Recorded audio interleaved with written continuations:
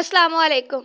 आवाज़ और तस्वीर की दुनिया में SNN न्यूज़ के साथ मैं हूं सवेरा शाहिद। खबर शामिल करते हैं अहमदपुर सियाल से, जहां नवाही इलाका कसवाना के करीब लैंड क्रूज़र और रिक्शा के तसादुम में खातून समेत 4 अफराद जख्मी हो गए।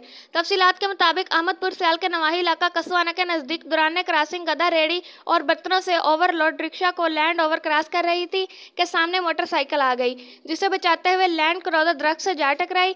इस हादसे के नतीजे में रिक्शा सवार मियाँ बीवी, लैंड क्रूज़र का मालिक साबिक चेयरमैन यूनियन कौंसिल कुंडल खोखरा, मार गुलाम कासिम सरगाना का बेटा मार मोहम्मद हमायूं और ड्राइवर समेत 4 अफराद जख्मी हो गए, जिन्हें तिबी इमदाद के लिए तहसील हेडक्वार्टर अस्पताल अहमदपुर सियाल पहुंचाया गया।